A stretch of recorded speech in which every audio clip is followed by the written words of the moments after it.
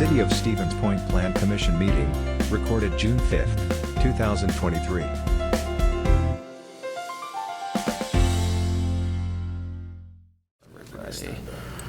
All right, so we got 6 o'clock, so I will call the June 5th, 2023 meeting of the City Plan Commission to order. And in the absence of Mayor Wiese, we'll start with the roll call. Wiese is excused. Kneebone? Here. Arnson? Here. Cooper? Here. Hilton? Here. Rice? Here. And Schuler? Here. All right, we have a quorum. And then before we get to item number 2, since we do not have a chairperson, I'll entertain any nominations to select any one of you 6 as temporary chair for tonight. I'll nominate Commissioner Cooper.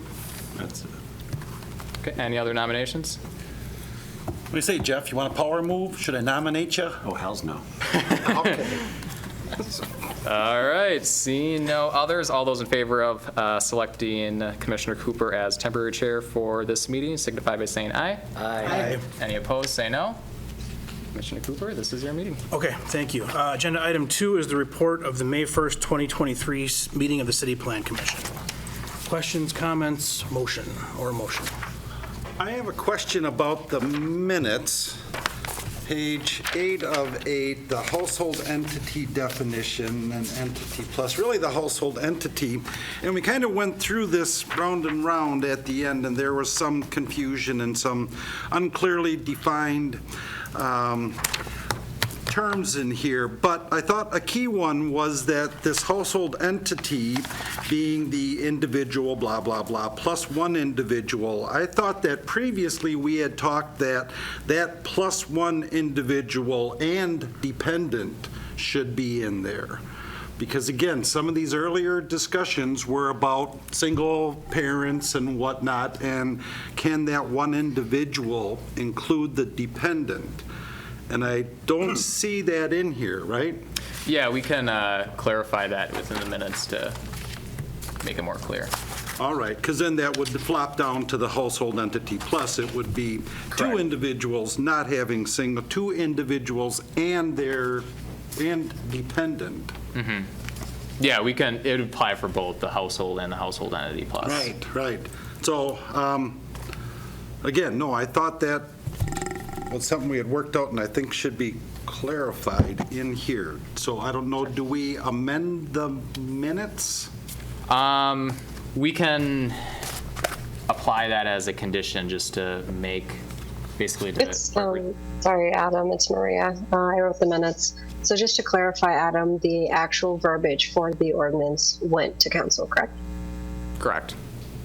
So this is kind of what transpired at the actual meeting, but the correct version was submitted to council. But if you'd still like to amend it, you definitely can. Yeah, you wouldn't be amending obviously the resolution since that was already adopted by council. But All if right, you but want the resolution that went to council had the and dependent in there? Yes, and if you want the minutes to be more clear, kind of to represent what was stated in the resolution, we can make that noted. Yeah, I guess I'm less concerned about that. I'm just interested that the final that went before the council had this and dependent. Yeah, and if you want a copy of the resolution, again, we can email that to you. Other questions or motion?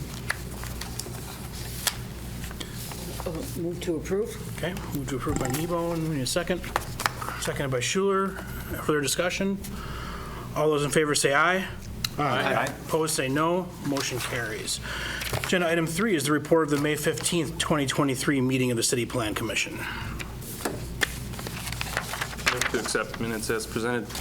Motion by Rice, second by Arnson. Further questions? All those in favor say aye. Aye. Opposed say no. Motion carries.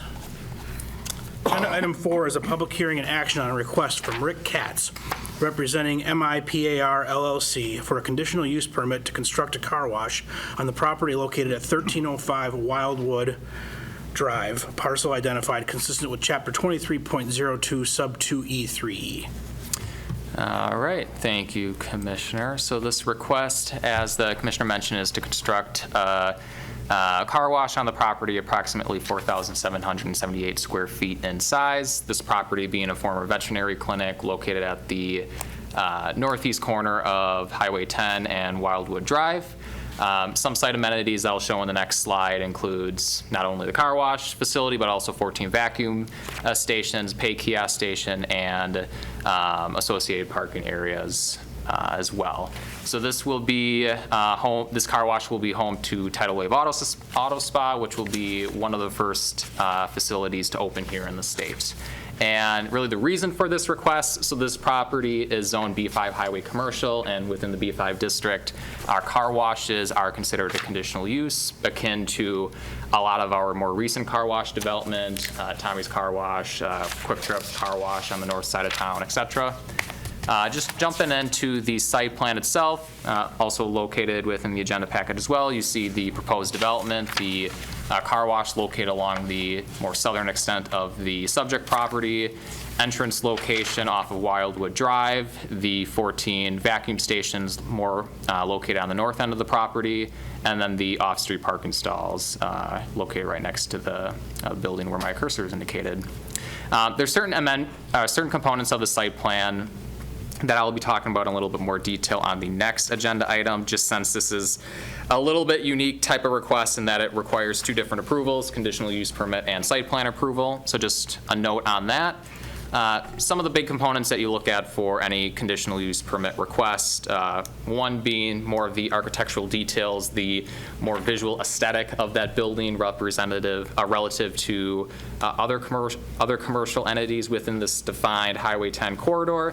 So you can see the south-facing wall of the building will be where my cursor is indicated, more of that high glass type of facade, and then more brick and different forms of masonry kind of enclosing that with a blue metal roof on top.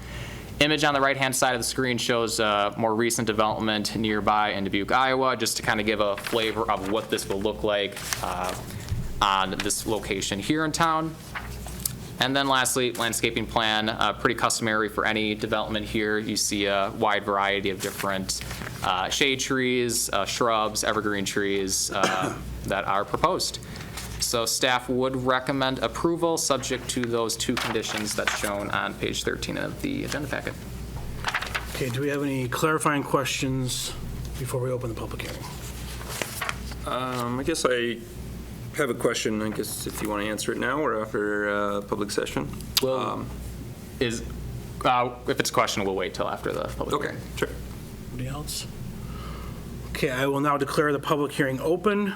If you have testimony to give, please, if you're in person, please step up to the lectern. If you're on Zoom, please raise your hand or come off of mute. Public hearing is open.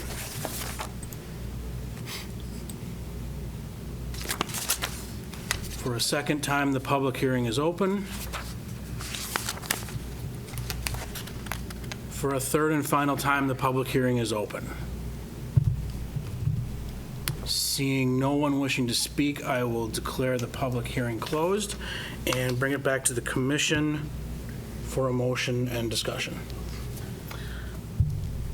Since it's in my district, I shall move to approve. Motion to approve by Kneebone. Is there a second? Second. And I suppose those are subject to the staff recommendation. Yes, oh, Okay. yes. My understanding, yeah. So, yes. Second by Schuler. Okay. Questions? Commissioner Rice? Just wanted to clarify if city staff had any concerns about vehicles in queue backing up onto Wildwood or potentially interfering with Highway 10 traffic. Obviously, Highway 10 traffic can kind of ebb and flow pretty significantly, especially in the summertime. That can be a pretty busy corridor. It looks like the entrance to this parcel is not far from that intersection, and it looks like that space for potential vehicle queue is hard for me to say. I guess there's measurements here, but it looks like maybe up to 10 cars. I'm sure we've all seen that many or more at Quick Trip at a single time. Any concerns from city staff, I guess, about traffic flow or potential Yeah. Short answer, no. This is actually kind of a good topic in that it applies both to this conditional use permit request and the site plan review on the next agenda item, but you touched on kind of the big components here, especially for this site plan review. So access into the property, technically per zoning code, there has to be 100 feet of separation from driveway entrance to the intersection of these two streets, Highway 10 and Wildwood. There's not 100 feet. And frankly, there's no ability to have 100 feet because the width of this lot, the lot line running north-south, is less than 100 feet. With that said, the city zoning code does allow for staff to approve a lesser driveway separation upon the approval of the city engineer. So this was something that Director Badoon reviewed and also consulted with our state DOT rep, and both parties did not express any concerns relative to that separation. As far as queuing goes, so city zoning code requires 4 parking spaces to be provided for car wash uses. This would be measured from entrance into the lot, at the lot line, to the entrance into the car wash itself. So generally where my cursor is showing would be the area where you have to have at least 2. And what's provided is 10. Now with that said, really to harp on your comment that you just made. So our zoning code says these are the minimum requirements. However, we can, as staff, ask for basically a trip generation study to be produced if there's concerns or situations where staff just wants verification on that. So myself and Director Badoon did request that the applicant produce said study, and we did produce, or did receive a copy of that from the applicant, and upon review, we are pretty confident that there won't be issues as far as warm winter days, cars piling up onto public right-of-way. Okay. That really isn't a study of in place here, though. That's just an engineering generality, right? So what they, and the applicants here on the call-in can speak more to the study itself, but what they used was other locations, other tidal wave locations. They used data from those locations and manipulated the data relative to this location to see really if there would be an issue or not. And Rick, I know you're on the call. If you wanted to speak a little bit further as to the data behind this trip generation study, I'd be happy to hear your thoughts. Yeah, absolutely. Thank you, everyone, for considering our development here. And regarding the trip generation study, so the way that we evaluate these, we use ITB, which is pretty standard, industry standards, Institute of Transportation Engineers. They have a manual that essentially puts together demands by use type of a parcel, and we ran several different scenarios using the collected data that ITE has provided. And essentially, we went with the worst case scenario to do our evaluation, or at least we targeted that, which would be a Saturday afternoon peak hour situation for a car wash that created by ITE study for a car wash, an automatic car wash like this, the greatest amount of traffic. And we essentially evaluated that next to the belt speed and the speed at which Tidal Wave has provided us with how fast they can get cars through. So at a very peak hour, we're saying on a Saturday, and this is, keep in mind, one time per week that peak, would be 73 cars, I think, coming in, and they have a belt speed that can handle 100 cars per hour. They also have 3 people on staff at any time, helping people navigate the process to try and keep things efficient and moving. So yes, cars will back up. We have 10 spaces that are available within the site right there. We don't anticipate that at a rate of 100 cars per hour and a peak of 73 cars per hour, that any kind of spillage onto Wildwood would be long-lived by any means. this should be a well-oiled machine that's kind of moving cars through. And yes, it's based off of data that's collected nationwide by the Institute of Transportation Engineers for this specific type of product and the square footage. So we have sort of generalized ITE standards, and we have local experience with how long queues can be, but at the same time, we have a site design that meets the requirements for stacking. So regardless of our local observations or the ITE, the design meets what the zoning, it exceeds the minimum zoning requirements for the site, so I guess. Correct.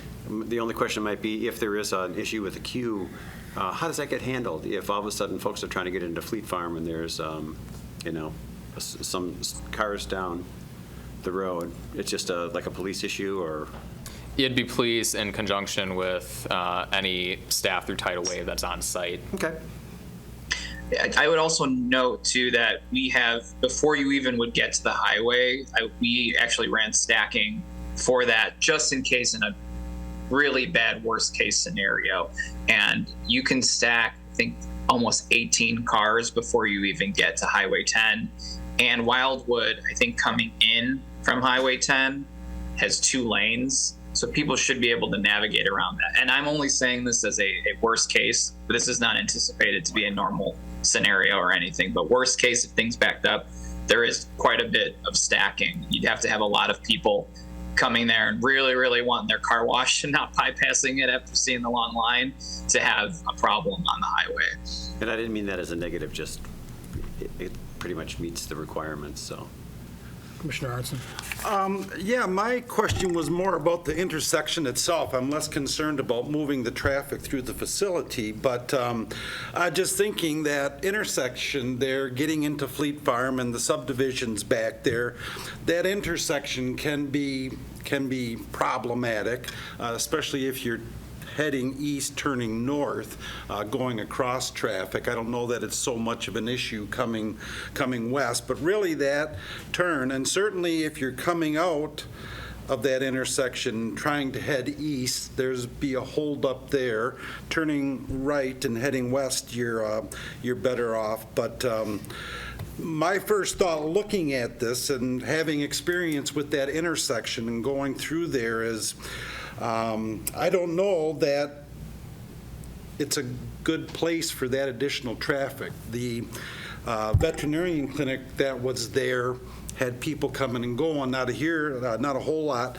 This could actually be, especially during peak times, a regular traffic stream, and merging it in with the existing pretty busy Highway 10 and Saturday afternoon Fleet Farm traffic.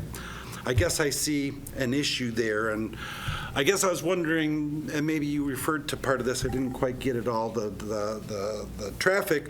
They looked at the traffic for the car wash. Did we do a traffic study at that intersection? And I don't know if that's a DOT type study, how many cars going through and whatnot. Yeah, as far as a study and any improvements potentially done to that intersection, that would be all state oversight. And so that was done and the state approved it? As far as a study or potential improvements to the intersection, I'm not aware of any on the docket as coming up. However, ultimately the city is limited in our ability to propose any improvements to that intersection just because it is a state-controlled road. But as far as any studies about traffic safety for that intersection, no, there was none done specifically for this project. So we can't mandate changes to the intersection or otherwise, we can't say put a stoplight there to handle the additional traffic. And so there's not much else we can do except to deny it. I mean, city could recommend have conversations with our state DOT rep about potential improvements, but ultimately the body who would make such a decision would be them. It would be outside of our control as to requiring any improvements. And one thing I'll just say again, I mentioned this at the beginning, was specifically for the driveway opening, or the driveway entrance. This was something that Director Badoon did consult with our state DOT rep for the region, and there was no concerns from our state DOT rep as to proximity of the driveway entrance to the intersection and the increased traffic that would come as a result of this use. So as far as those discussions go, I'm pretty confident from dealing with city and state entities that there shouldn't be an issue. All right. Do we have any particular procedures in place for that type of review that Pete is asking about with regard to commercial development that's allowed by zoning, but in close proximity to the highway? Is there any extra layer of review that's generally required ever? I guess On a city level? Yeah, that would get to Pete's question. The site plan review, which will be the next item, would really be the extra layer of approval. But the site plan review just deals with the site and not the intersection of the traffic flow, which is, I guess, again, my main concern. I think the site is fine in moving traffic. It's all the traffic that's going on in front that could be the obstacle. So the conditional use permit request is looking at solely the use of the proposed use of the land. Is that acceptable based off of these 14 standards? The site plan review, this next agenda item, that will focus on situations such as access into the property, internal navigation within the property, parking, things of that nature. So if there's a level of comfort as to the use itself being on the property, but some concerns or questions about site-specific amenities, then that would be a conversation for this next agenda item, the site plan review. All right, so this first one is the Strictly site, the the use. area appropriate for a car wash? Yes. All right. Based off of zoning code, based off of comprehensive plan, future land use map. Call the question. Yeah, I think if we're all in agreement, the motion is on the table to approve the conditional use permit with staff recommended conditions. So all those in favor of that motion, please say aye. Aye. Opposed, say no. Motion carries. Moving on to agenda item 5 then is the request from Rick Katz, representing MIPAR LLC, for a site review plan to construct a car wash on the property located at 1305 Wildwood Drive, parcel identified consistent with chapter 23.02, sub 2E5. Yeah, so you've heard me touch on that a little bit. So this property, again, Zone B5 Highway Commercial, that extra layer of approval, as Commissioner Schuler mentioned, would be the site plan review. Any new development along the Highway 10 corridor requires a site plan review focusing on access into the property, internal traffic flow, parking stalls, things of that nature. You've heard me talk a little bit about the access into the property, that 100-foot separation. The one thing I would comment that I neglected to mention the last go-around was that on this plan set, you see proposed about 11.5 feet of setback from north lot line to this northern extent of the driveway. Technically, per city zoning code, that minimum setback from the north lot line is 3 feet. So one of the conditions that you do see on this site plan review approval is to bump up the driveway so that you have a setback provided no less than 3 feet. It may seem pretty minimal, 8 feet max, but any additional feet would count in terms of addressing some of the comments that we've heard during this last agenda item. Stacking, you've heard about the 4 spaces required and the trip generation, and then lastly the parking. So there's a total of 4 off-street parking stalls proposed, of which 3 is required. So the one caveat I'd note is that those 14 vacuum stations do not count towards that parking requirement, as its purpose is separate than off-street parking. So there's a litany of conditions here, pretty customary for any new development, that's shown within the agenda packet, but ultimately staff would recommend approval for this site plan review, and between myself and the applicant, we'd be happy to answer any questions folks may have. Okay, can we get a motion first to bring this to the floor? Second. that move to approve or to deny? Okay. I assume subject to the staff comments. Okay. That's so- my assumption. Okay. I second, yeah. Questions? We need to keep in mind, I guess, that when we say we're going to move the pavement up to help the traffic, we are also sacrificing on that altar your screening on the north side, which may not amount to much, but nonetheless, that is happening. We've taken that away. And I, having sat in that intersection, it's a tough intersection to get across. And you put it on a Friday afternoon and summertime, and it'll be a tremendously tough intersection. And I mean, I can just see people going all sorts of different ways to circumvent the traffic problems, mainly going north on Wildwood, around the back down to the light, where they've got a shot to actually get in to the traffic flow. Having said all of that, you've got a piece of property here that fulfills the requirements pretty much, but for the traffic issue. And part of our outlook for the city is what can we do to help it develop? And can we wait around for the perfect development? Or do we take the somewhat imperfect development, which is kind of what you have here? You know, part of my hope is that these traffic problems will be ameliorated by the big orange thing further down the road. But you can't count on that, because if that goes out of business, everybody's going to be here and your traffic is going to get worse. So these are all things that weigh on me in looking at the suitability of this development. Further comments? Yeah, looking for one, just some clarification. The property directly to the north is simply like a drainage basin related to the Fleet Farm parking lot, right? Okay. Greatest wiffle ball park of all time. Also that. And I guess the other thing, I'm just curious if city staff would know, typically, you know, when a project like this is being presented or brought forward, you know, does city staff help the potential developer look at additional property that may also be suitable or potentially better suited? I know on the east side of Stevens Point on the Highway 10 corridor, there is a fair amount of commercial property available for sale. Do you know if that, like, alternatives were discussed at this point? Alternatives, no.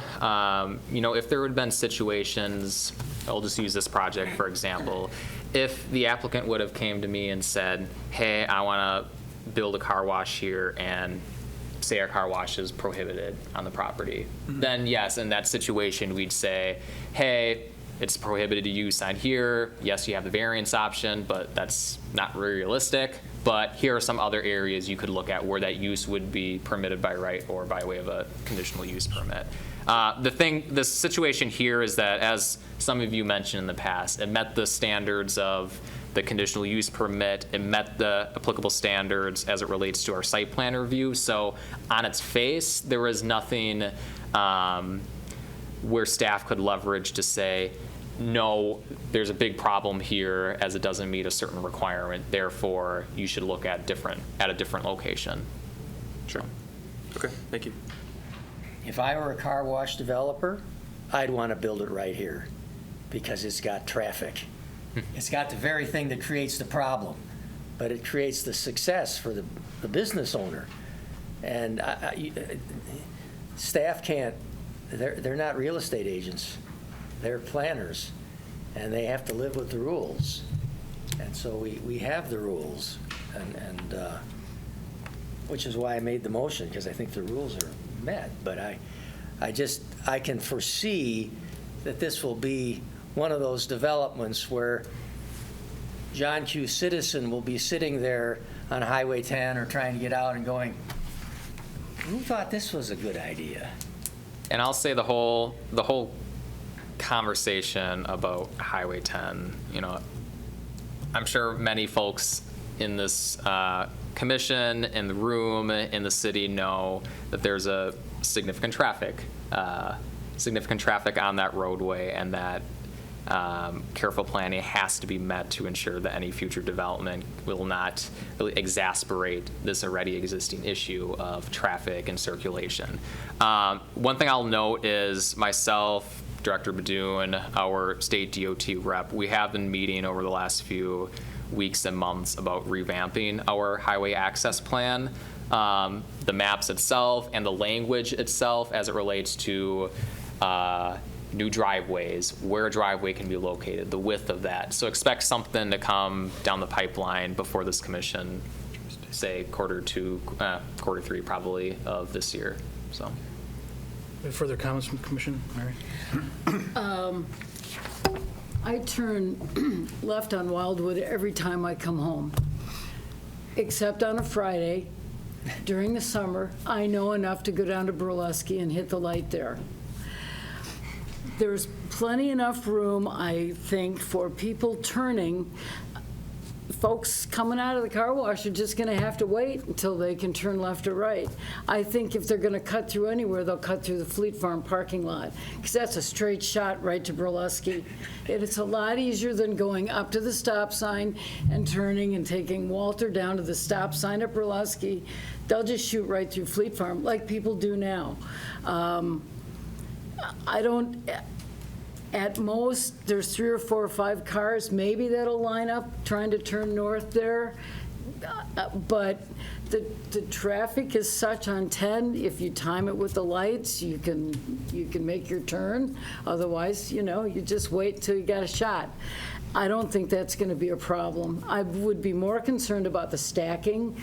But the fact that they're moving cars through constantly, I think, unlike the Fleet Farm option where you sit and wait for the car and then one goes in at a time, I think that will help. But I think cars turning from 10 onto Wildwood, I don't think it's going to be as big of a problem. So we'll see. And I guess I'm still coming back to the idea of, during peak times, 73 or 100 cars, even, a car a minute to that intersection, which their peak time is probably the other peak time there, is problematic. And I don't have anything tangible to kind of rest that view on, but I'm a planning commission guy, not an engineer, so I have concerns, right, is this good planning, even though it may meet the requirements? I agree, the area is fine for a car wash. I don't know that that particular location is good for that type of additional traffic flow. I'm sure Alderman Kneebone is aware of the irony in suggesting that the clientele of this proposed business use the Fleet Farm access possibility, and what that might create in terms of a response. A lot of people use Fleet as a cut-through. And it may improve their business. I don't know. So, Okay, let's Anyway. let's keep this moving. Do we have any comments from anyone in the audience? Please feel free to step up to the lectern. Anyone on Zoom, raise your hand or come off mute. So we'll bring it back to the commission. So we have a motion on the table to approve with staff recommended conditions. Does anyone else have any questions? Otherwise, we'll vote. Okay, so the motion on the floor is to approve with staff recommended conditions. All those in favor, please say aye. Aye. Opposed, say no. No. Motion carries. Agenda item 6 is a request from the City of Stevens Point to purchase 5,625 square feet of the property located at 741 Second Street North, parcel identified, and to sell 7,125 square feet 7,125 square feet of property located at 813 Second Street North, parcel identified. I will pass it over to Director Kramer. Thank you. I appreciate the commission allowing this to come before you tonight. This is really a continuation of what we talked about last month. this is long-term planning in the future. We do not have immediate plans to put a trail through here. We're creating the connection essentially. So last month we did ask and received approval, and we have since closed on the property across the street. What this allows us to do is in the future, we're doing an exchange. We're doing a property swap with a willing neighbor, so that down the road, when we have the full connection made, we can run the Green Circle Trail through this corridor. That's our plan. Right now, if you recall, or if you've been down there or been on the trail, you kind of come out on 2nd Street up closer to the Zenoff Park parking lot, and then you have to follow the roadway. That would stay that way until we would have the full connection, but this would be where we would plan, we'd be coming, working with our other departments and Public Works and everyone to make sure we could do a crosswalk and all those type of things. Today, we're not asking for that. We're just simply asking if we can do this property exchange. So appreciate the opportunity to present, and if there's any questions, I'd be happy to answer it. Do you have any questions for Director Kramer? Okay, thank you. Any other general questions? Questions, comments from the audience? Sean Morrow, I'm the alder for this area. I think this is a great idea. It really shows a lot of planning on the part of the city and the parks, and to find and to kind of fill those gaps that we have in the green circle. So I'm in full approval of this. Thank you. Thank you. Anyone else? We will need a motion. I make a motion to approve the land swap, is it? Is there a second? I'll second. Mary? Further discussion? All those in favor of the motion to approve, please say aye. Aye. Opposed, say no. Motion carries. Agenda item 7 is discussion only, home occupation ordinance. Adam? Perfect. Appreciate it, Commissioner. So this item is more just for a general discussion. There will be no action taken tonight on this. So most municipal zoning ordinances, city included, have some sort of verbiage regulations for the use of a home occupation. So a home occupation, generally defined, is considered the use of a dwelling or an accessory building for a specific commercial activity. Some examples of a home occupation and a professional office are included within the memorandum. Home occupation being examples such as baking, dressmaking, telephone service occupations, versus that of a professional office, which would be spaces for an accountant, a dentist, photographers. A lot of, especially over the last few years now, folks working from home, really in a post-COVID-19 workplace environment. So within the packet shows our existing home occupation ordinance. It's a chunk of paragraph long, and the memorandum in here goes into detail about picking out each specific requirement there within. Really the purpose, why are we having this conversation tonight? This is something that Alder Shore and I have been working on over the last few months. In large part, as you can read our existing ordinance, there's subjective language, right? Words such as incidental, words such as substantial. You know, I'm sure if I take a poll amongst the 6 of you, define incidental and give an example of it, you'll all give different examples of that. And that's tough from an administration standpoint because no two home occupations are alike. There's nuance involved in trying to ensure that whatever ordinance is on the docket is uniformly applied equally for each of these different types of uses. That's really what we're looking at here. So before you in the agenda packet, we have a draft ordinance, and really the 3 criteria that we were looking at for Alder Shore and I for this draft ordinance is 3 things. 1, reduce the subjectivity and have more objective standards. Some of the items that you see in here, you know, we're not looking to reinvent the wheel here. You use existing regulations in place to help make this ordinance more easy to enforce. Specifics such as applying our nuisance ordinance in situations concerning noise, for example. The space within a home that's allowed as a result of a home occupation, using existing building code criteria as far as what is and what is not considered a home occupation. and really tailoring this ordinance in a way that's welcoming for future home-based businesses that operate in the city. You know, I think we all recognize that home-based businesses, when somebody wants to start out a business, there's a lot of capital that's needed. There's a lot of upfront costs, and the costs associated with renting out a commercial space is pretty significant, I'm sure. So finding ways to provide that opportunity to really start a commercial endeavor from the ground up, from basement, and over time, as their operation gets bigger, allow them to venture on outside of their home into a defined commercial space. That's really what we as a city want to look for, right? Have these small business startups, and hopefully over time expand out and become bigger and bigger within their own defined space.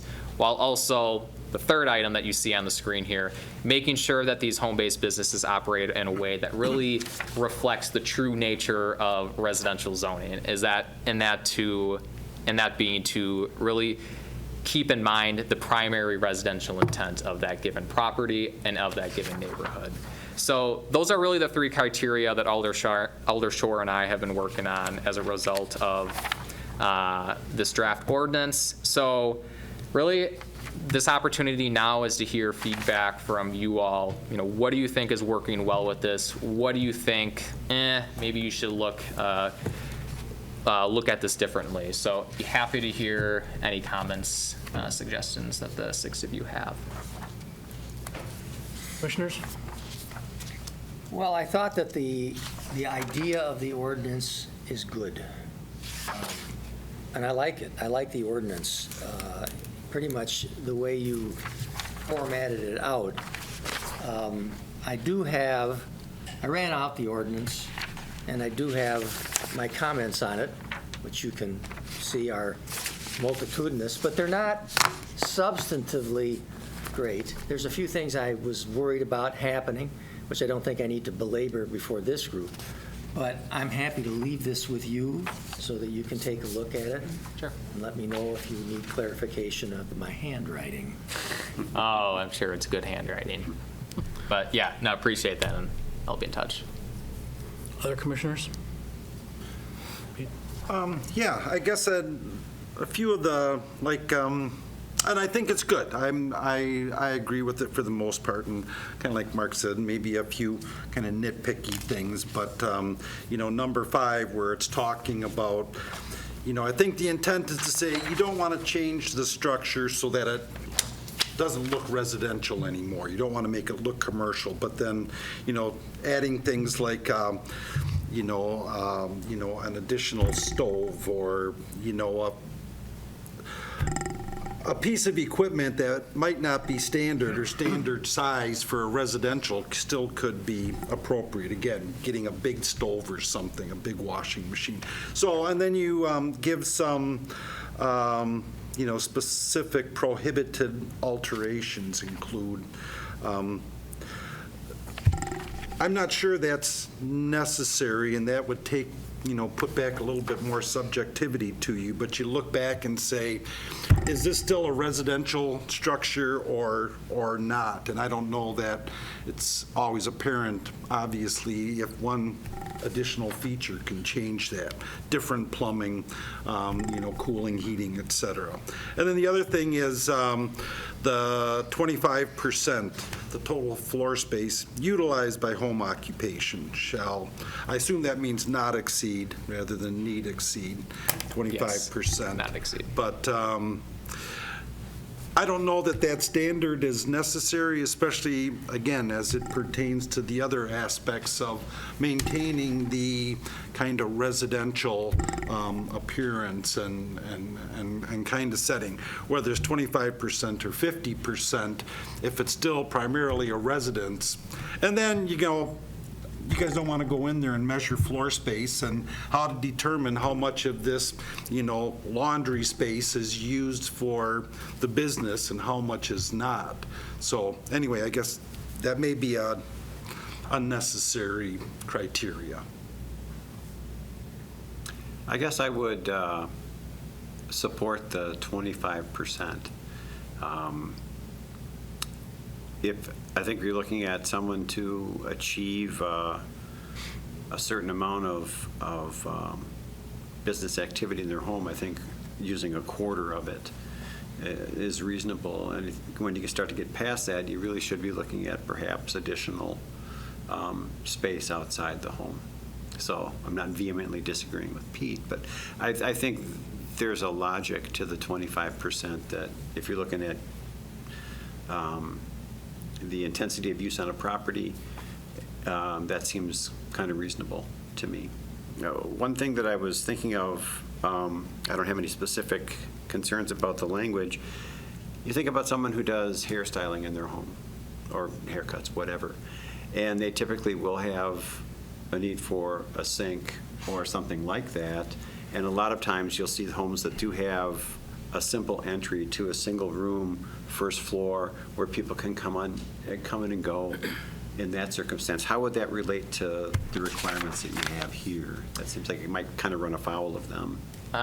Your example about a separate entrance into a given room, are you talking about existing homes that are like that, or that separate entrance being created as a result of? If somebody has an extra bedroom or a den or something, and they'd like to do that, but they say it'd be perfect if I just had a door here for people to come in, and they wouldn't have to come into the house and go in and then go out the house. I think according to this, that would be prohibited. Correct. And I assume that the ones that exist now would be grandfathered in? Correct. Okay. And I don't know how to reconcile that, because I think it's the idea of not changing the exterior to make it look less residential and more commercial is good, but then there's, like anything, there's always certain circumstances that would be, would there be any appeal process for that? So we do have the appeals process. This is more for ADA requirements, basically saying if you need to deviate from these proposed requirements for some sort of reasoning in conjunction with the ADA, then yes, there's the appeals process before going before city plan and council. With that said, I'm not against adding verbiage in here saying that if you want to appeal, get a variance from any of these standards for reasons outside of ADA purposes, you can go before this body and council versus going before our zoning board of appeals. Precisely. Okay, thank you. Further comments from the commission?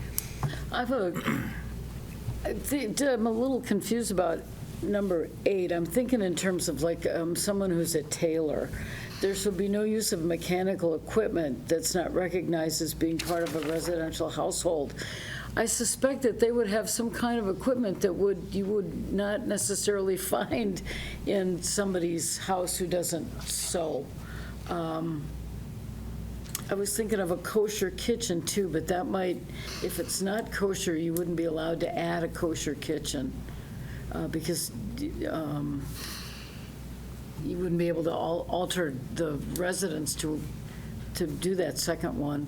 So that might not be a concern, but I don't know how you would get around calling things mechanical equipment. I'm not quite sure what is meant there. I mean, maybe not a welding machine or a lathe or something, but what about a 3D printer someone might have? Would that be, that could be recognized as a hobby use, I suspect, a 3D printer, but. Yeah, and that's I guess the purpose of that second sentence, including a definition for the word hobby. There's the hobby aspect of it, but there's actually but then there's also the commercial endeavor portion of it. And I agree. I mean, and then ultimately, as I mentioned before, no two commercial endeavors are alike in terms of use, in terms of operation, and ultimately it would be a review as they come, so to speak, and see if they meet these requirements or not. Yeah, I generally think it's a good idea. I mean, a lot of people in the future, who knows, but this may be the way a lot of people want to go or want to start out. goodness knows it's hard to find affordable commercial space. So if somebody can use a room or use their garage, why not? Other comments before we go to the audience? Yeah, I'll just second, or kind of reiterate, yeah, number 8 still seems a little ambiguous to me. I think it will be difficult to enforce. I guess I would point specifically to artistic endeavors, which can vary wildly. I know somebody locally who built their own foundry and has it in their garage. Don't worry, it's in the town hall. But I mean, you can argue that you make concrete statues and you want to use, maybe a small kind of commercial or industrial concrete mixer. So that, I mean, there can be a lot of nuance there, and I think that there should be some latitude given to people to pursue that stuff in the pursuit of money as well. So I think that one needs some careful looking over. And again, maybe it's just something that's a little bit too difficult to constrain. The only other item that kind of stood out to me was some of the delivery vehicles and frequency type things. I mean, we live in a world of 24/7 delivery, and as a consumer, you can't necessarily control that. And by and large, I'm sure these are kind of guardrails to try to prevent people from abusing some of these rules. But it maybe gives grounds for neighbors to say, hey, I saw they got 3 deliveries this week. They should be fined and stripped of their licensure.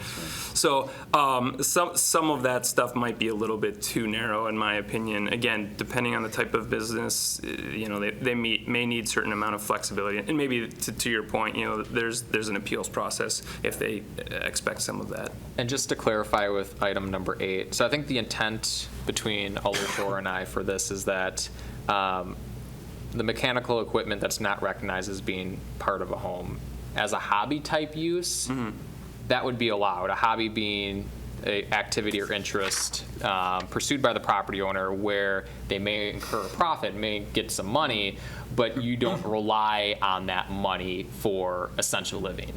So our intent was that under that type of situation, yes, if you need to use this mechanical equipment for your primary income, then that would run afoul. So I guess I'm trying to understand, would you want some flexibility for that type of circumstance where somebody's looking at using that equipment for primary income? Yeah, I mean, I certainly can imagine someone who starts doing something as a hobby and then realizes they very much want to do this and that they can make more money at it, enough money to survive. They quit their job and they want to do this hobby full time as a money-making endeavor, but they don't necessarily as of yet have the funds to, like you said, rent a commercial space. So maybe there's a time-based element in the appeals process or something like that, but I certainly can imagine a scenario where sure, someone wants to try to start this small business and they technically are using equipment or doing something that normally kind of wouldn't be allowed in, again, some of these circumstances. I assume it's a standard permit application process, and at that time, you as the person reviewing the application for the home occupation would be able to sort of vet their operations to see if anything, or is this just anybody can do it and they don't need a permit? So current practice is right now a permit's not required. Don't ask, don't tell. Pretty much. And that's kind of the conversation that we've had internally as to should there be a permitting requirement or not. You can make arguments both ways. Right. So. Well, in Commissioner Rice's comment, if someone does start to really amplify what they're doing, if there were, there's a section here that talks about noise and dust and whatever, and it would only become an issue if the generation of that stuff got to a point where people noticed and complained, right? Correct. So that there would be an issue that would drive there being a concern about the level of activity that they're doing. So that would sort of self-police itself, I think, a little bit. But yeah, it's interesting because you're putting forth a number of very specific rules for how to do something that you're not requiring people to say, hey, this is me saying to you that I won't do this to do this special thing in my house. So, Yeah. And again, I can see that both ways, but it's interesting. Yeah. I don't like the idea that we would put back on the general neighbors the burden of having to say, man, this is a stinky, noisy, loud thing. They're living in a residential area. It's a residential area. This is trying to get some slack. It's not to do big machine things. I mean, if you could figure out a way to draw this, you would say, okay, you can do all these things, but don't come here asking to do anything that uses a big, noisy, energy-consuming, smelly machine. That's out. Now, we can't word it that way. That won't work. But that's the point, isn't it? We want quieter things. In-home is fine, but you got to tailor this a little bit to not be burdensome on your neighbors. Mm-hmm. Absolutely. And you may have noticed, so if you're really astute with our zoning code, so there's verbiage in here in my memorandum, page 68. The last few sentences of that, or last few lines of that first chunk of text. So it says, quote, but it can incite increased nuisance effects and a higher intensity of activity compared to uses allowed within residential zoning districts. That text is copied verbatim from really the purpose and intent statements amongst our residential zoning districts. And that's at the heart of this conversation. We want to allow that flexibility to allow folks to start or continue to operate a home-based business, but we have to find that happy medium where still able to start these uses, but also keeping in mind really what the true nature of this area, the true use of this area should be. So. Yeah. I mean, I guess my attitude is if they want to forge swords, that's the latest thing on television now is forging swords. If they want to do that as a hobby, well, so be it. You can. I mean, that's just the way it is. Yeah. But don't come to us and say, I want to create a forge in here and make custom-made swords for people, and I got to get started and I can't afford a place. Well, maybe that just isn't the business that you're going to get to do here. That's the way it is. Sorry. Okay, let's pause there and let's go to audience comments. Those of you in person, step forward to the lectern, name and address for the record.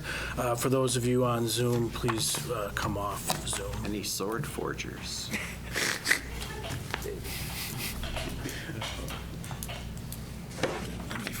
Thank you, Chair.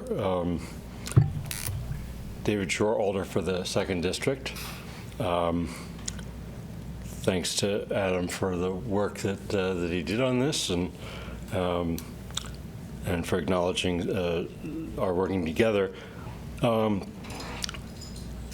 Yeah, in a way, we're talking about sort of what's the relationship between the making it welcome and the preserving the character, right? And I agree with a lot that's already been said by commissioners. And I do think that we should look at this from the perspective of preventing too intensive of a use rather than ensuring some certain kind of concept of what it means for it to be a residence. I'm glad that it was brought up about the 25%. I mean, we don't regulate hoarding until it becomes a health issue, right? I mean, things, people live in the homes, and what matters the most is that somebody is actually living there. I also agree with the point about being careful with the modifications. I mean, there's nothing inherent about the modifications that, you know, makes it more commercial. I mean, what comes down to it, I think the intent is not light industry, not retail. And that, you know, that tells us kind of some of the main parameters. I'm also I'm particularly glad that the question about equipment and machinery came up. I think that's a piece that you know, could be really looked at freshly. Kind of the way it is now, I'm kind of having real second thoughts about that it's just too restrictive. And yeah, kind of take another look at the deliveries. Maybe not, you know, maybe on that one, modifying it rather than rethinking it the way I do think that the machinery needs to be. And maybe some of the provisions would work best with a sort of a conditional use or application process. Generally speaking, yeah, I do think that this is about just letting people go ahead and do their businesses. I mean, I still like some of the provisions in here. So that number of people, just a little bit of background on that. So that's very much, so what number is that? That is number 12, right? No. 13, number 13. What we talked about with regard to that number, I think it came out as 4, right? Yeah. Correct. Basically, we were thinking music lessons and yoga lessons.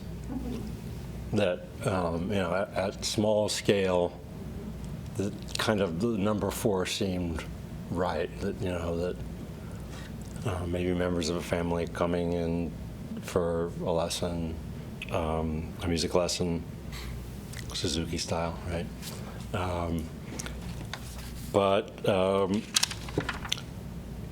Yeah, this is not only the trend, but it's particularly a trend, you know, with the next generation of entrepreneurs. So thanks again, and I think it sounds like from the discussion that we can really make this work well. Thank you. Other audience comments? We'll see what Andrew has to say.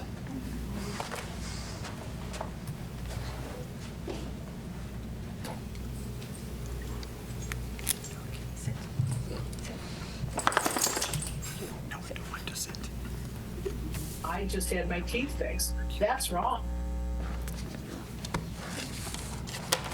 Okay. I know that normally at city meetings you have to submit any images beforehand, but I want to pass these around so that you can see it. One's in color too, and then I'm going to ask you a question.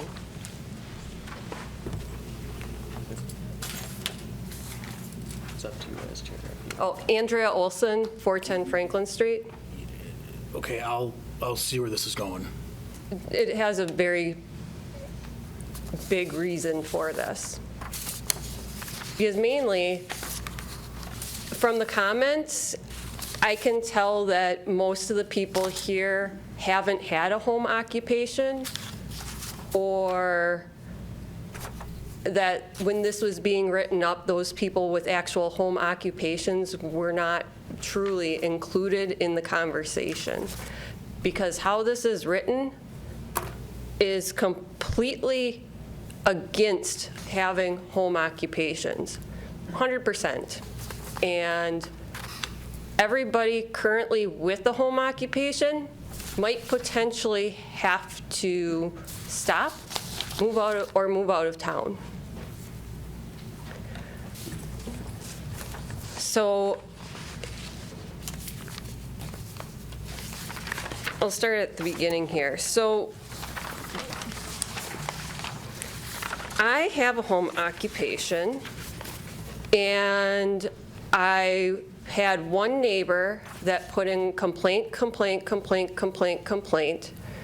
The city presented what he was complaining about as truth, and I went before the zoning appeals board, did a zoning appeal, and won it. And I feel completely targeted now by these revisions to the code. Like, I have offered since 2014, when I went into the city and talked to them about my home occupation, to make sure I could buy my house in the city and have it, and it was okay. As people change over, things change. I have been advocating for a process since 2014 to actually have people that have home occupations or want to have one, you have to register it. They do that in Houghton, Michigan, a very similar town to Stevens Point, college town. Like, you go in there, you sit down with the city, you fill out an application, then your home occupation is either approved or not. So then in the future, these issues won't happen. But businesses do change. How things work within a business change too. So your home occupation might start out one way, and then as it grows, you know what? You change things. So you might actually be having less of an impact within your home than you originally did, because you started out doing everything at home. So I made custom wooden boxes and beer totes in my garage and in my basement. I had dust collection set up. No complaints from 2014 until 2020, I think it was, which is when I was no longer making anything out of my house. I have 2 people off-site that make my goods for me, and then I personalize them in my home and then ship them out. So I do have equipment. I have some lasers, and I laser engrave with them. And with that, you do create some smoke. But how many people are burning wood in your neighborhood also for heat? So I wouldn't be allowed to have that equipment in my house. My business would have to go immediately based on how this is written, because I can't have that mechanical equipment in there. I could never actually have it in there, because if you add you can't add an outlet. If you're a painter, you can't add a sink, because you are changing the plumbing, you are changing the electrical in that property. Your ADUs, ACUs were just approved. Well, that ACU, you no longer can have, because isn't that commercial? And how are you going to figure out you building that ACU, but you can only now use 25% of it? So how does that make sense? If you have a 1,000 square foot house, you can only use 250 square feet of that. What if you're working out of a garage? So your typical garage is 264 square feet for a single car garage. So if you're a painter, you're painting in your garage, you can't use your full garage. You better cut it in half, and you can only use up to that amount. But what if you have a 4,000 square foot house because you have a lot more money, or can just afford that? Suddenly then you can use 1,000 square feet of that space versus that 250 for somebody else.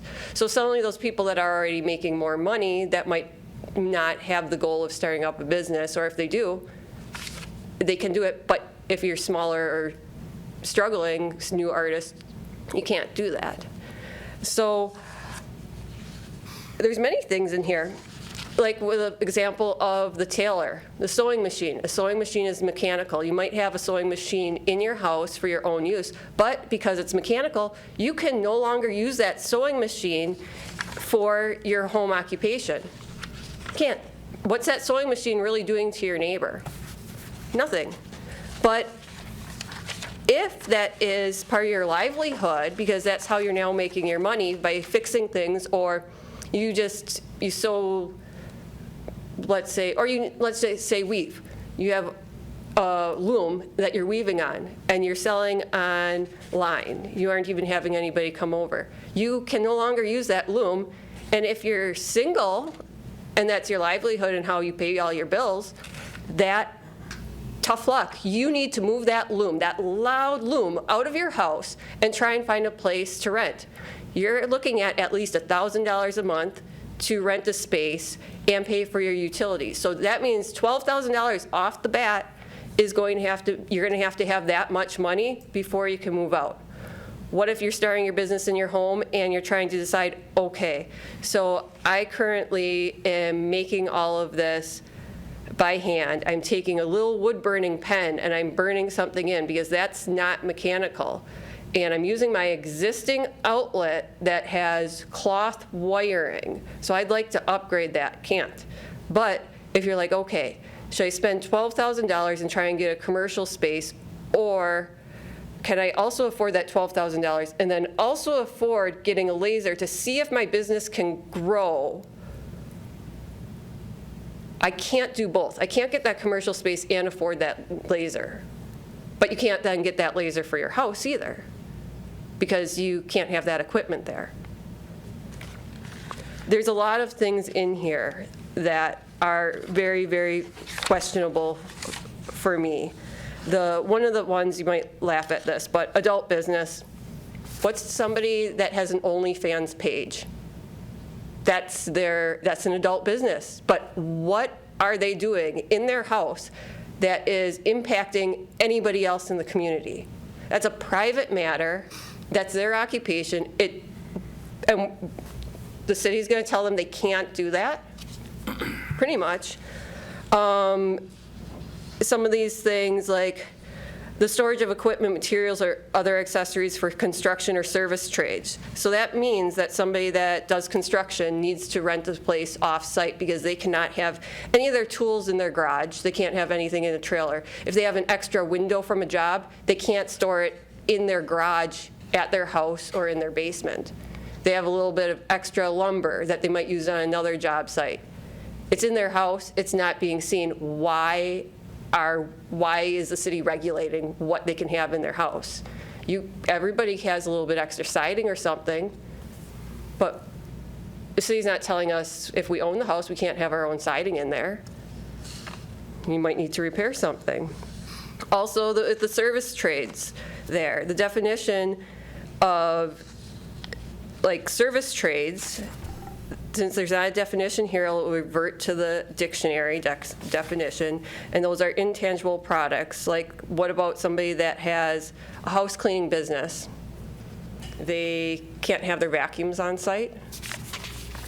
There's things in here too about a vehicle. You can have one vehicle, but only for commercial stuff, but only the person that is the primary resident of that home can drive that vehicle. So if you have somebody hired that comes over to work for you, that person can't drive that vehicle. So if you then have to drop off those packages because you're shipping something out, they have to use their own vehicle, or the person that owns the house, has the business home occupation, has to then transfer that product to UPS, FedEx, USPS, or so on. Andrea, can I kind of bring these to the close? Okay. Because I get what your point, and I'm glad you're up here, but I think you're giving constant examples of things, and I get that, but let's just kind of close. Okay, here, so pretty much, I don't even know if it's legal to be able to require that only USPS can have pickups.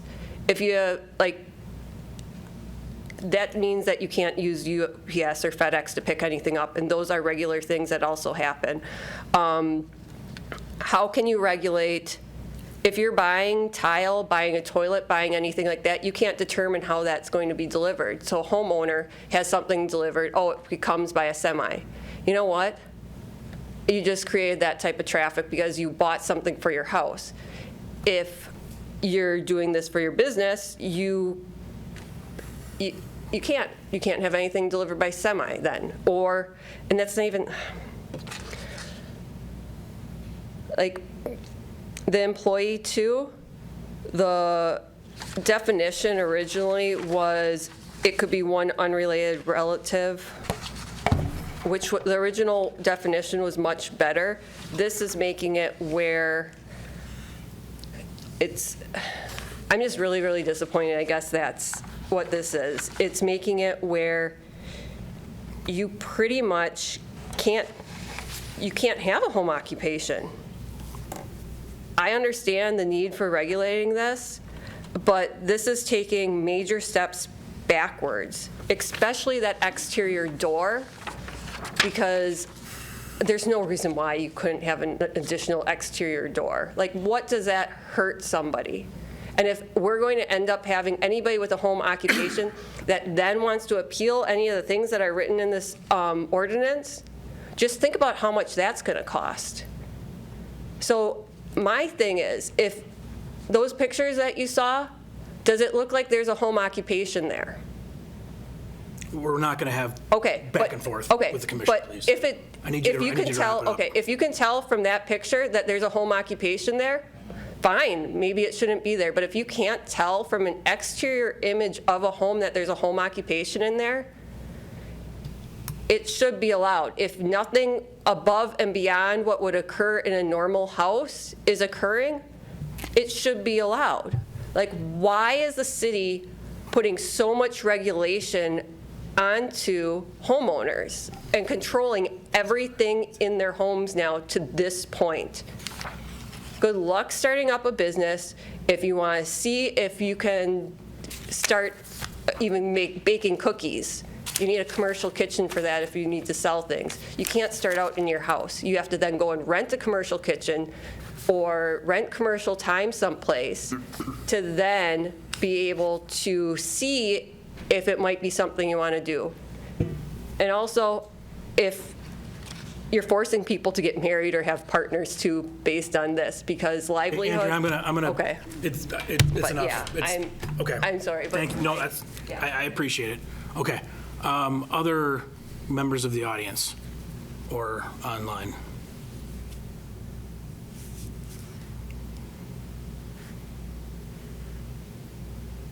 Commissioners? We got what? yeah, Trevor.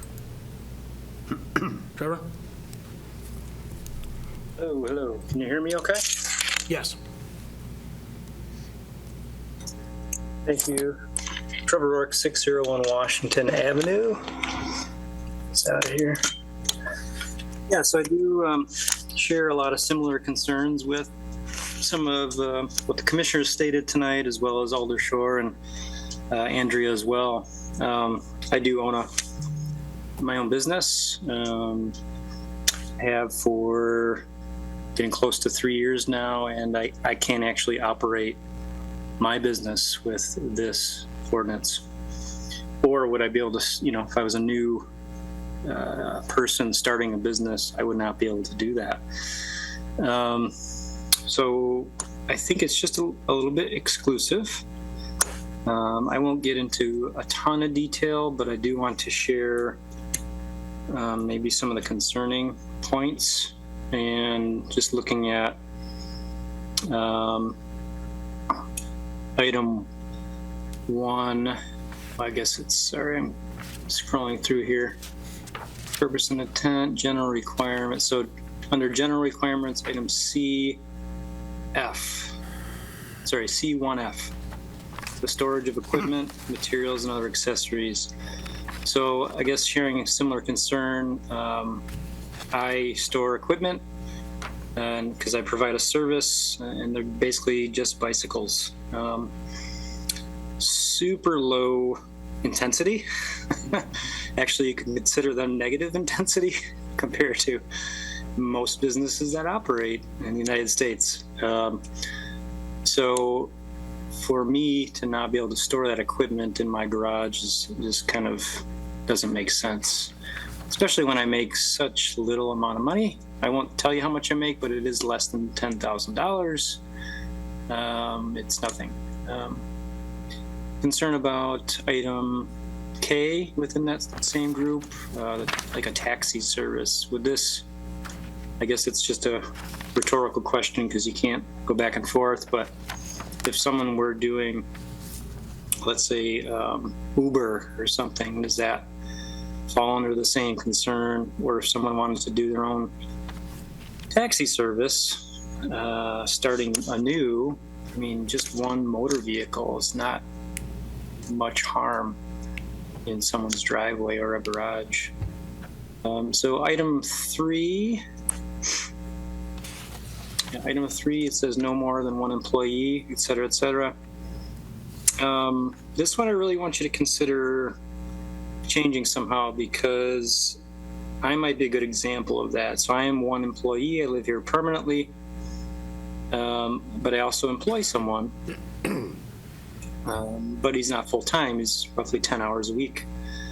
At some point, I will want to hire another employee. Just because of how my business operates, I will not be able to afford a full-time employee for a long time. And it seems like a really good fit, and potentially for other people to work with me part-time, kind of to supplement income and to enjoy a really fun job. So if I had 2 employees that were at 10 hours a week, it sounds like, if I'm reading this correctly, that's not possible. To me, that doesn't make sense. I think maybe a definition, or just further definition here, would be warranted. I'm not sure if it means one employee at full time, i.e. 40 hours a week. So I think I think you should reconsider how that's written. Let's see, scrolling down.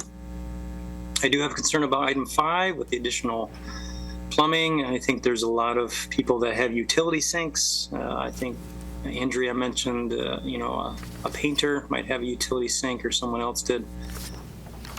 I would like personally to install a utility sink for that purpose, as well as personal use. Sometimes it makes a lot of sense to wash grease off your hands, even if you're working on your own personal vehicle. So I think something like that's kind of restrictive. Let's see, item 7, there should be no exterior evidence. I think I understand that. The storage of business equipment's a little tough. I mean, how do you define that? What if you use something for personal use and business use? So I think that needs to be potentially defined better. Number 8, there should be no use of mechanical equipment that's not recognized as being part of a residential household or for hobby uses. So that's an example of where I couldn't do my job. And again, it's just a bicycle or 2 bicycles. Pretty low impact. Item 10, other than a passenger motor vehicle. Regarding the deliveries, I did definitely agree with Andrea and I think another person, commissioner, stated how you can't really regulate how many deliveries are coming to your door. I mean, there's residents without a business that get 10 deliveries in a week for packages. So it's kind of... Trevor, if you have specific concerns related to your business, which I understand, I would encourage you to reach out to city staff. Okay. I guess we're trying to keep a general comments for the ordinance itself. I completely understand that you have specific concerns related to your business, and I would tell anyone else that they should reach out to staff too. Okay. Yeah. So I've expressed my concern on most of these things, and I could write an email with more description then. Sure. So thank you. No, that would be great. I appreciate it. Thank you. Yep. Other audience comments?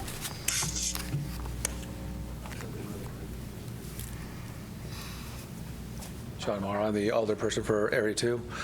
From some of the comments that Trevor brought up and Andrew brought up, I think it would be a good idea if they would get a hold of Adam and others within this city, because perhaps when people first think about this issue, they think about perhaps like doing a hair salon, dog walking, not a foundry and hole.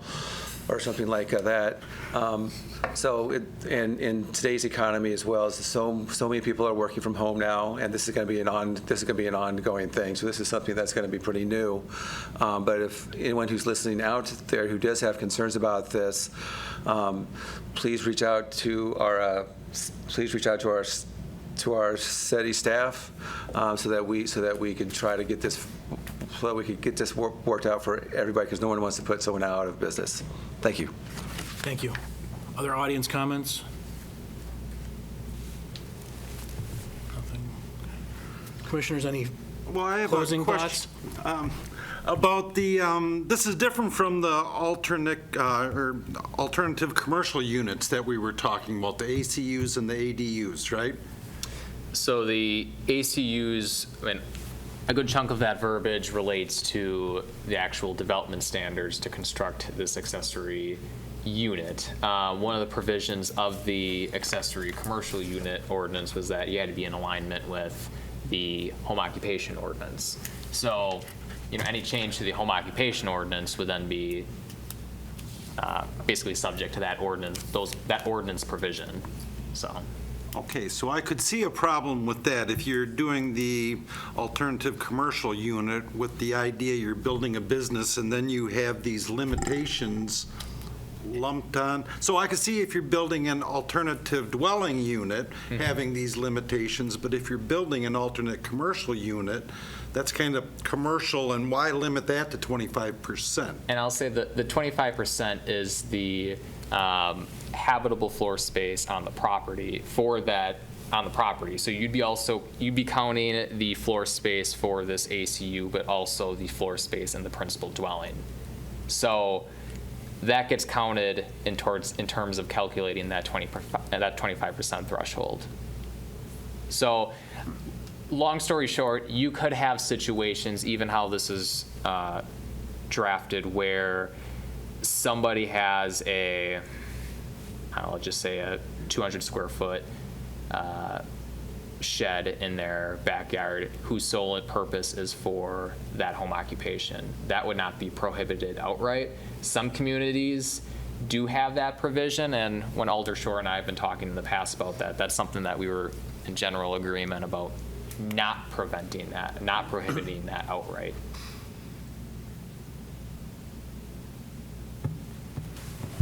Other things? Did you get what you were looking for? Yeah, and I guess like the Commissioner Cooper mentioned earlier, if you have any comments, questions, want to talk about it with me further, feel free to give me a shout. Okay, no action on that. Moving along, agenda item 8, discussion on comprehensive plan update. Howdy, folks. So provided in your agenda packets for the drafted plan for the Gerke Washington neighborhood. It's the first of 8 neighborhoods that we are focusing on for the comprehensive plan update. We're excited to be reaching a conclusion. So you'll find in that draft that we have provided all of the sections necessary. The issues and opportunities are broken out into those sections instead of lumped into one standalone section. And that'll be revised in a more aesthetically pleasing document than the one that you are looking through tonight. So we're excited to be announcing a quick final presentation with the neighborhood to wrap up the residential input of the comprehensive plan update for Gerke Washington, and start planning for additional phases of the comprehensive plan update. We're really excited to have worked with a lot of departments through the process of drafting this document, as well as the residents. We're also really excited to have continued residential engagement moving forward. We've already begun conversations with a few residents on how they can be more engaged with the city and accomplishing some of the tasks that are listed out within the document. So hopefully we'll see a recurring event that occurs in the Gerke Washington neighborhood that continues to bring city staff out into this particular neighborhood, and I'm looking forward to working with them. So we'll be bringing forward a final document for you all in July for your review, but we are reaching the final steps, so I'd be happy to answer any questions or comments from the commission. Commissioners? So when is presentation to the neighbors? Well, we're scheduling that for June 21st. Okay. And as Chris mentioned, so we will be having final action for this plan during July Plan Commission. So that July Plan Commission will be the public hearing and then the opportunity for residents to provide feedback. I know Maria has been in touch with you all about scheduling. Just want to make this noted right off the bat, and we'll send out a follow-up email. Next Plan Commission meeting will be on a Thursday, July 6th, because of the wonkiness of 4th of July holiday. So we'll send out an email, but just first Thursday of July. Don't show up here on Monday the 3rd. We won't be here, so. Oh, yeah. Yep. So this is the first iteration, and what are staff thoughts on where you got to at the end? Because obviously there's a lot of things that need to, well, it's not quite done yet. Yeah.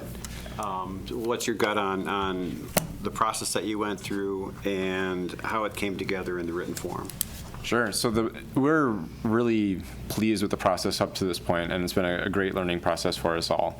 We're excited to be going through phases with the comprehensive plan update to make it a sustainable practice for the department to house this internally throughout the future and to update the plan. So to have gone through that process and to incorporate feedback from residents to smooth it out and improve it, especially as we move into the other 7 neighborhoods that we've identified for planning purposes. We're really pleased with where we are with this first draft. We have revised this draft several times over after reviews with different departments, and residents have continually updated or provided input to all the sections. We're very content with where we are right now with this draft. Okay, I see that you're using the ESRI information, and the demographics is going to be just a very important backbone of understanding the entire city, and it's going at this point a neighborhood at a time. Will the same demographic analysis be done for each neighborhood? The same demographic analysis has been done for every neighborhood. We already have that information compiled.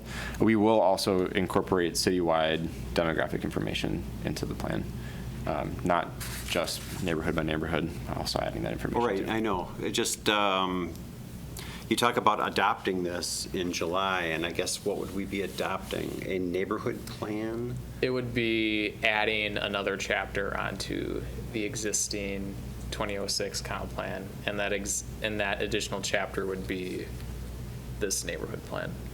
I will save that discussion for a different day. Yeah, and I mean, ultimately, as Chris mentioned, there's multiple neighborhoods to go, and frankly, that's kind of the impetus on city staff to frankly get the ball rolling on these other neighborhoods, because we don't want it to be a situation where 5 years down the road, we're still working on wrapping up some of the other neighborhoods, reflecting the data, the demographic data that you mentioned. That's going to deviate over time, so we want to be consistent.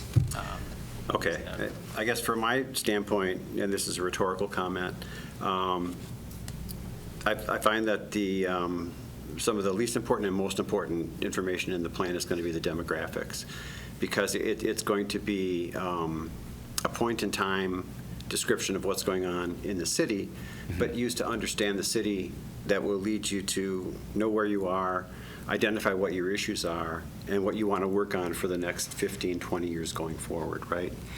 And I will ask along the way if the ESRI information that we're using you feel is just the best available to give what we need and the council needs to understand the nature of the city.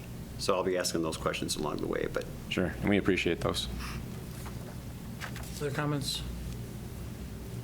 Comments from the audience? I know it's my neighborhood. Nothing? If it's planned. Okay. Since I'm in the right neighborhood. Anything else? That should be it. Okay, and with that, our agenda is exhausted, and we stand adjourned at 7:33. Thank you. A video of this meeting is available for viewing on the city's website, stevenspoint.com/videos.